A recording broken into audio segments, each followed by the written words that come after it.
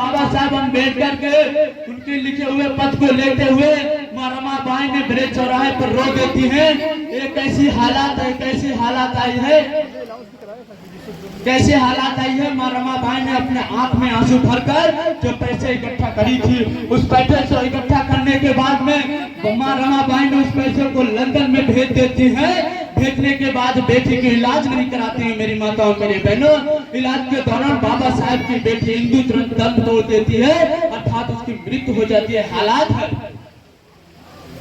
मुझे सोचना चाहिए बाबा साहब अम्बेडकर जी ने उनको बड़ी कठिनाइयों के साथ उन्होंने हमारे समाज को जगाने के लिए, मेरी माताओं बहनों को सम्मान से साड़ियां पहनने के लिए, आपको कुर्सियों पर बैठाने के लिए बाबा साहब अम्बेडकर जी ने अपने 4 औलादों को खत्म करके मुझे इस मंच पर बोलने का अवसर प्राप्त हुआ। मेरी माताओं मेरे बहनों मेरे नौजवान साथियों, अगर मैं बोल रहा हूँ इस मंच पर बाबा साहब अम्बेडकर की 4 औलादे के, बाबा साहब अम्बेडकर के तमाम घटनाएं के बाबा साहब आपको सबको पता है। बाबा साहब अम्बेडकर जी ने बाबा साहब को पढ़ने का अवसर प्राप्त नहीं होता है। 5-15% के मूवमेंट के विचारधारा के लोग हमारे 85% मूवमेंट को दबाने का काम करते हैं।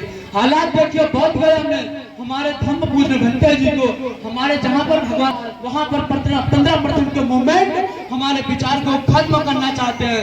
मैं इस राजधानी के माध्यम से बताना चाहता हूँ जो हमारे महापुरुषों के विचारों को नष्ट करना चाहते हैं, जो भगवान बुद्ध को उनके धर्म को दबाना चाहते हैं, मैं कहता हूँ कि समुद्र से बढ़कर सरोवर हो नहीं सकता।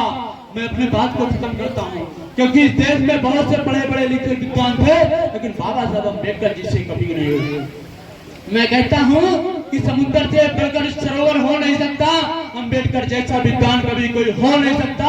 अगर ना होता इस दुनिया में मेरा भी, तो भारत देश आजाद कभी हो नहीं सकता। मेरी माताओं मेरे बहनों, मेरे कृतियां जरूर मैं पढ़ना चाहता हूँ। मेरी समझ माता शक्तियां बहुत बढ़ चढ़कर आपने हिस्सा लिया है।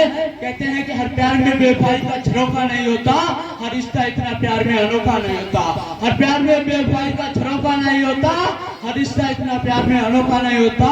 हर कुर्बान कर दो जिंदगी माँ बाप के कदमों में, क्योंकि यही जो प्यार है जिसमें धोखा नहीं होता। मेरी माताओं मेरी बहनों, मैं अपनी बात को खत्म करने से पहले मैं पुनः समय को अभाव को देखते हुए मैं पुनः समय समय पर जन्मे सभी संतों गुरु महापुरुषों को मेरा शत नमन। इस मंच पर उपस्थित सम्मुख मंचासीन और पूज्य भंते जी को मैं त्रिद्वारा पंचांग प्रणाम करता हूँ। इसी के साथ मेरी माताओं मेरे बहन जितने भी लोग यहाँ, मैं गुजारिश करता हूँ आप दोनों हाथ एक बार सीधा कर दीजिए।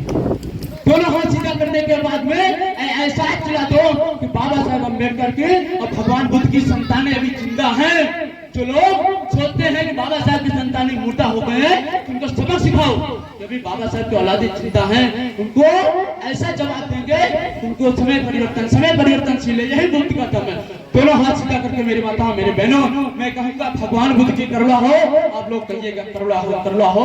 मैं कहूँगा बाबा साहब अमर रहे, आप लोग कहिएगा अमर रहे अमर रहे। एक बार जोरदार जयकारा होना चाहिए। बाबा साहब अमर रहे, अमर रहे, अमर रहे। बाबा साहब अमर रहे, अमर रहे, अमर रहे। बाबा साहब अमर रहे, अमर रहे, अमर। भगवान बुद्ध की करुणा हो, करुणा हो, करुणा हो। भगवान बुद्ध की करुणा हो, करुणा हो, करुणा हो। जय जय जय जय जय भीम, जय भीम, जय भीम। जय जय जय जय जय भीम, जय भीम, जय भीम।